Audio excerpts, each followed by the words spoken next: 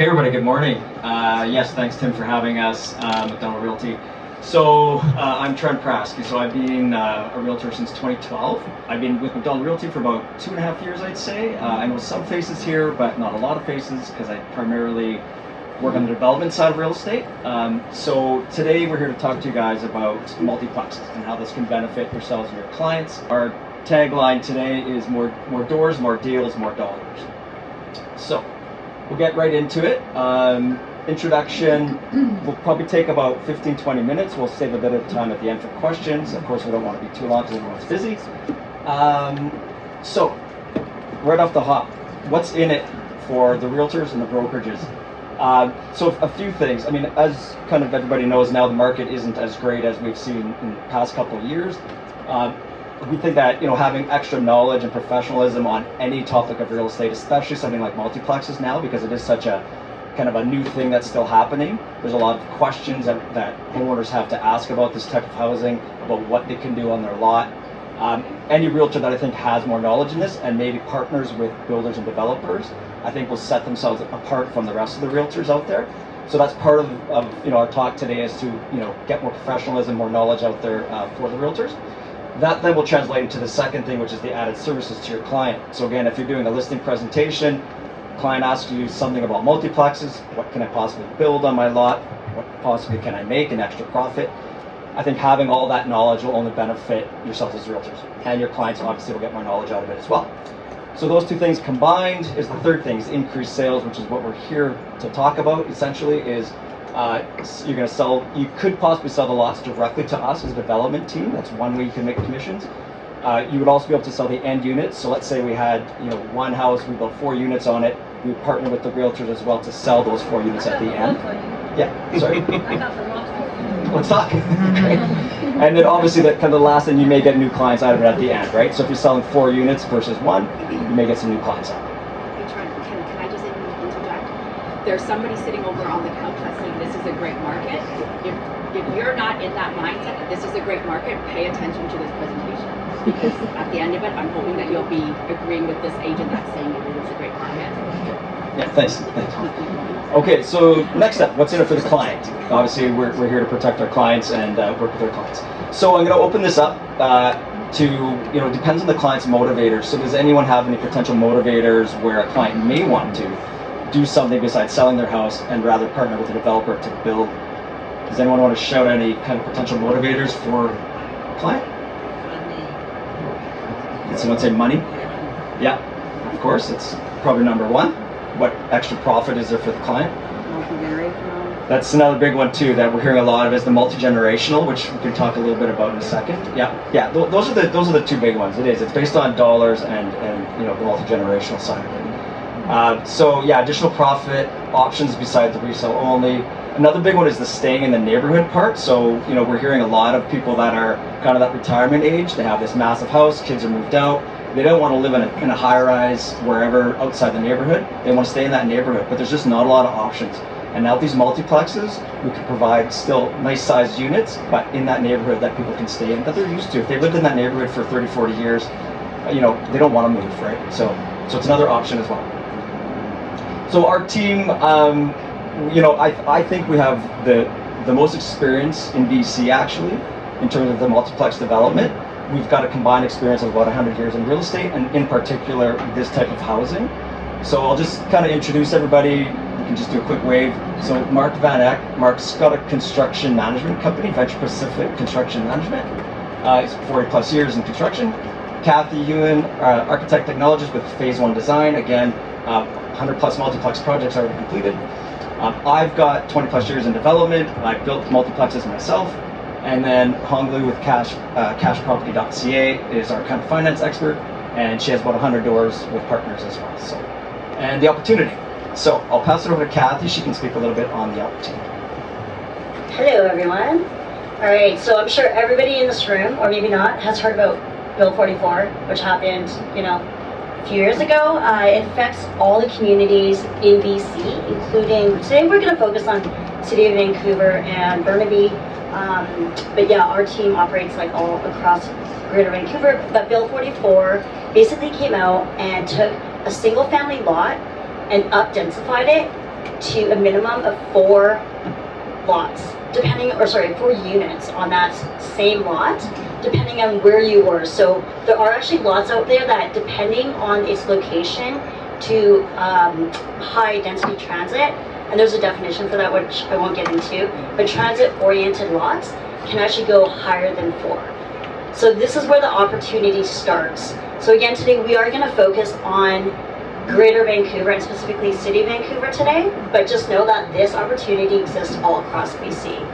So focusing again on City of Vancouver, what that meant for everybody who is living in the City of Vancouver and owns a City of Vancouver lot, all the lots that previously were only able to do 2 units, you could do a minimum of now 4 units.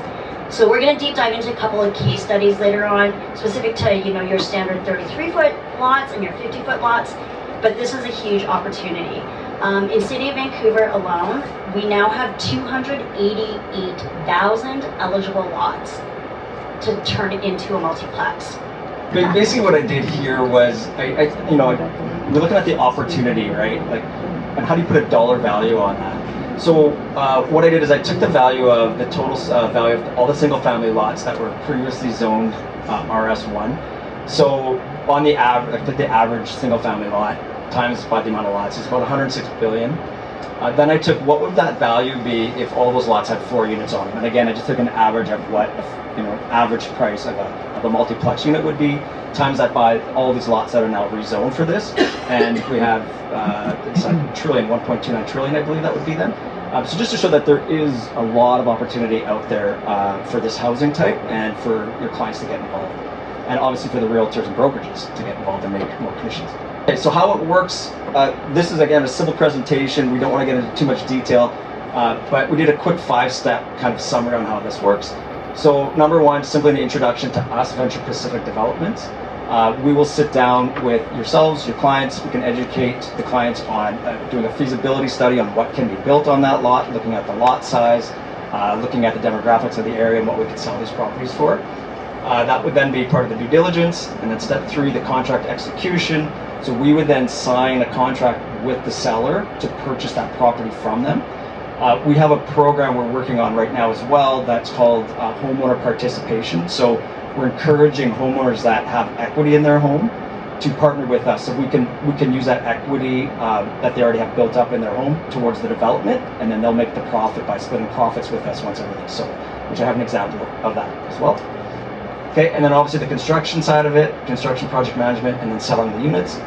And then where do you guys as realtors make more money? On the 2 steps. So step 3, the contract execution, when we purchase it from the homeowner, and then obviously on the close when you sell all the units at the end. So there's 2 opportunities there. So this slide, this is the kind of the crux of the whole thing. So how much extra commissions is even possible? So what I did here is I took 2 scenarios. Scenario number one is simply your client has a single family home that we're going to sell, put it on MLS, sell it, you get your 1 commission. Before I do that, sorry, I should go into the assumptions, because there are some assumptions that we had to make on here that I'll just kind of read out. Number 1, the homeowner sells the home at fair market value. The reason I brought that up is that we're actually working with the client now that because the market dipped, they want, we're assuming there's no mortgage on it, because every situation is going to be different. Every client's going to have different mortgage or no mortgage. So for this scenario, which is assuming no mortgage, we're assuming the realtor commission split of 7 and 2.5. Of course, it's not always the case, but for assumption's sake, that's what we're using. We're also assuming the 50-50 split with the other realtor. And then this scenario, this is the one client that I mentioned that we're working with now, who has a house on West 11th. So these numbers are based on that property. And last one there is the split with the profit with the homeowner and us as the developers. We're doing a 70-30 split. So the homeowner, at the end when the profit's completed, the homeowner would keep 70% of that profit. We would take 30%. So how does this translate then into scenario 2? So if the homeowner does partner with us and we build 4 units, let's say on their lot, the realtor now will complete 4 sales. In terms of the prices, sorry, go back to scenario 1, let's look at the sale price. So the one that we're working on now, the assessed value was 2.805. The sales commission would be 74,000 in this case. The homeowner profit 2.7, and then the realtor commission roughly 37,000. Okay, that's on the 1 sale. So if we look at scenario 2, The end units, we're going to build 4 units. The total sale price will be 8.2. Sales commission is 209,000. The homeowner profit at that point would be almost 4 million, so 3.9. And then, yeah, that would be that split. So that 3.9 would represent that 70% split of profit that they get. And then the additional gain to the homeowner versus just selling that house would be over $1 million, so about 1.2 is the extra gain that the homeowner is going to achieve, which translates into about a 45% ROI. And then the last kind of 3 lines there is the realtor commission in this case would be 104,000, and that represents an extra gain of about 67,000, which is about an 81% additional gain than simply selling that home. So that was the financial side of it. We wanted to give a quick snapshot of what these developments actually look like. Obviously, there's lots of different lot sizes out there, but for the purposes of today, we decided to pick the 2 most common lot sizes that you would see in the city of Vancouver. So the first case study is a typical 33 by 122 lot. So on that type of lot size, you would typically be able to max out at 4 units. I'm not going to deep dive into City of Vancouver land use or zoning bylaw because that is so boring. I'll put everybody to sleep here, but I could talk about it all day because I love this kind of stuff. But really, square footage, the way City of Vancouver calculates it, is based on something called FSR. So with this type of multiplex unit, it is different than the old bylaw that they calculated it for single family homes. So long story short, you get a lot more. So your base FSR, you basically can get 4,026 square feet. There's quote-unquote bonus FSR, which again I won't get into, but if you add that bonus FSR to the base FSR, you typically would get roughly 5,193 square feet across the entire building. So if you just take that math and then you divide it by 4, I've actually rounded it up to 1,300 square foot per unit because there is additional bonus FSR you get. Again, I won't get into the math. But when I say approximately 1,300 square foot per unit, that would assume that total square footage divided by 4. And that doesn't necessarily need to be true. We've actually done projects where we prioritize. For example, we're doing a project right now in West Point Grey where we prioritize a view unit up at the top where we gave that unit more FSR rather than the bottom units. So you can, kind of choose your own adventure from a design standpoint. Case study number 2, we're looking at a 50-foot lot. So a 50-foot lot, I'm just going to go through all the math really quick here. Essentially on a 50-foot lot and the larger lots, you can get 6 units. There are rumors out there that you can actually get 8 units, which you can. For the purposes of this particular model, we don't do that because in order to get 8 units, you actually have to define them as rental units. Held into perpetuity. So we typically don't do that. So everything we're talking about today, we're obviously reselling. So for the purposes of that, 6 units on a 50-foot lot, and your total available square footage per unit, again, equalized across all 6 units, would be 1,350 square feet. So really nice sized units there. And then this is what I call the shiny picture slide. So just lots of examples of what you can actually do with multiplexes. Some of these are in Burnaby, some of these are in Vancouver. This one on the far left one, that's actually a 4-plex. And the reason I like to show that one is I think I'm a designer, so obviously I'm a little, very, very biased. I actually think can be a lot more creative examples of multiplexes that don't look like multiplexes. They can look like really nice, beautiful single family homes. And that would be an example on the left-hand side there. This one's in Burnaby. This was actually a 10-plex that we're doing right now. This one right here is a 4-plex. Yeah, all these other ones are 4-plexes on different size lots, of course. Okay, so we're pretty much going to wrap up here in a minute. So we'll kind of leave this thought is, why now? So what's the importance of doing this now? So, this is still something it's not new, but it's still relatively new, and there's still lots of questions out there in the market. So again, just to summarize, more revenue for the potential realtor, lining up future revenue. Nice to have something where you know you're going to sell 4 units, down the road. It's just good to have that revenue lined up for the future. Capture new opportunities before it's oversaturated, and then number 1 is just the alternate strategy of selling a unit and helping your clients. And so why us? As I mentioned before, I do believe that we have the most knowledge in BC in terms of this housing type and all the construction management. So so we're encouraging any questions that you guys might have, and I'll pass the mic to Hong, who has some gifts and a QR code for another webinar. This is the one slide that I would encourage you to take a picture if you'd like. All of our independent contact information is on here. And so if you are interested in learning more about this, like if that construction and financing question, please feel free to reach out to individually if needed.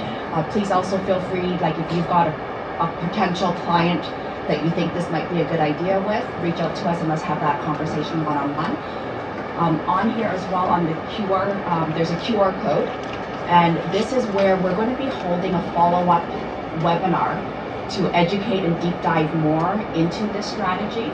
So if you have an overpriced piece of land, like that other agent was saying, if you do have an overpriced piece of land, this might be an opportunity where you present the strategy to your client.